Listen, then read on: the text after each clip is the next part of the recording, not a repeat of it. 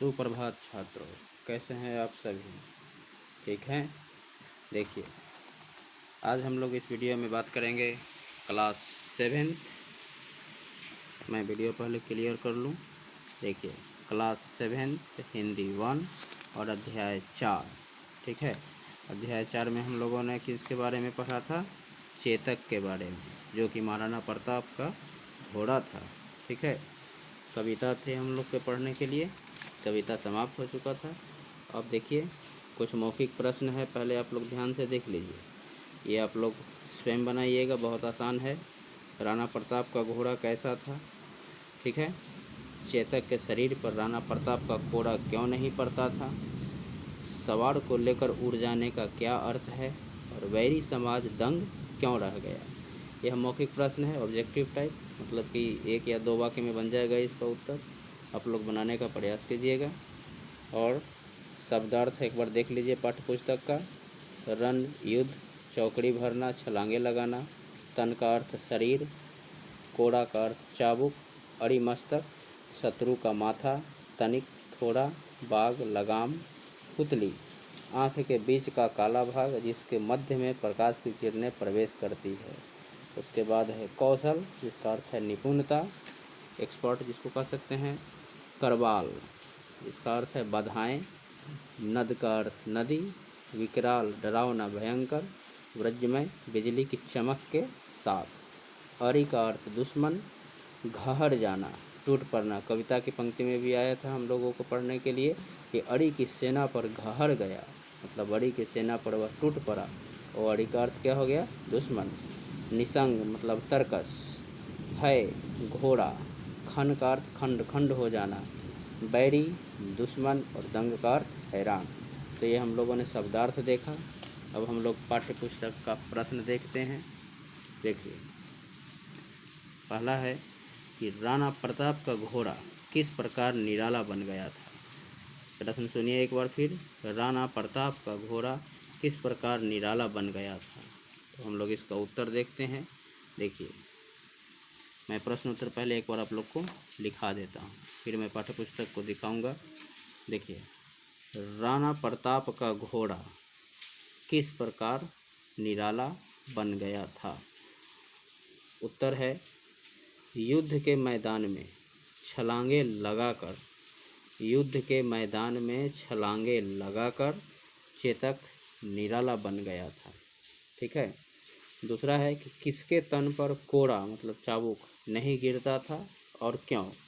उत्तर है इसका, महाराणा प्रताप के घोड़ा चेतक के तन पर मतलब शरीर पर कोड़ा नहीं पड़ता था।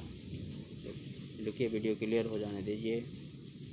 देखिए, तन पर कोड़ा नहीं गिरता था क्योंकि चेतक आज्ञाकारी, निडर, निपुण और क्या था? सच्चा सहयोगी था। किसका? महाराणा प्रताप का। तीसरा प्रश्न है, युद्ध भूमि में चेतक किस कुशलता से दौड़ता था? ठीक है, विवरण दीजिए। विवरण दीजिए का अर्थ कुछ बृहत में लिखिए।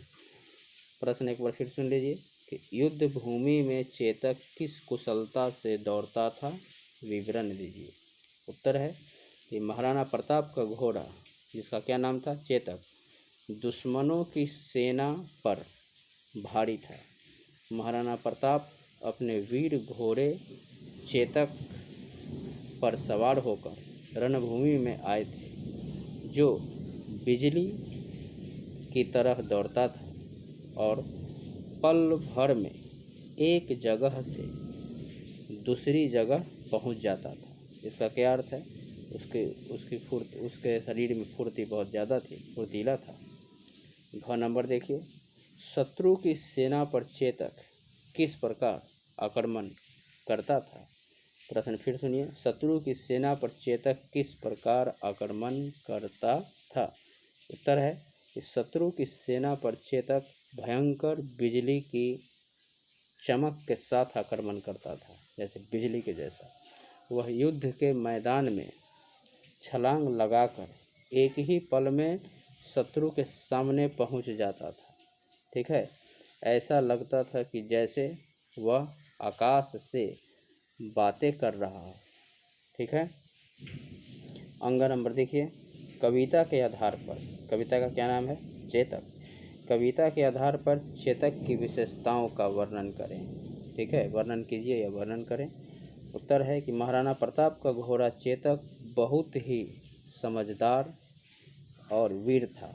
हल्दी घाटी के युद्ध में मुगल सेना से अपने स्वामी महाराणा प्रताप की जान की रक्षा के लिए चेतक ने उत्कृष्ट बहादुरी का प्रमाण दिया। ठीक है, वह ईमानदार, फुर्तीला, निडर और शक्तिशाली भी था। अभी हम लोगों ने, अब देखिए, मैं पाठ्यपुस्तक में जो अभी उत्तर दिखाया हूँ उसका प्रश्न दिखा देता हूँ। राणा प्रताप का घोड़ा किस प्रकार निराला बन गया था? दूसरा प्रश्न था कि किसके तन पर कोरा नहीं गिरता था और क्यों? तीसरा है कि युद्ध भूमि में चेतक किस कुशलता से दौड़ता था, विवरण दीजिए। और चौथा है शत्रु की सेना पर चेतक किस प्रकार आक्रमण करता था। और अंतिम में है कि कविता के आधार पर चेतक की विशेषताओं का वर्णन कीजिए। अब देखिए, भाव स्पष्ट कीजिए, हम लोग देखेंगे नेक्स्ट वीडियो में।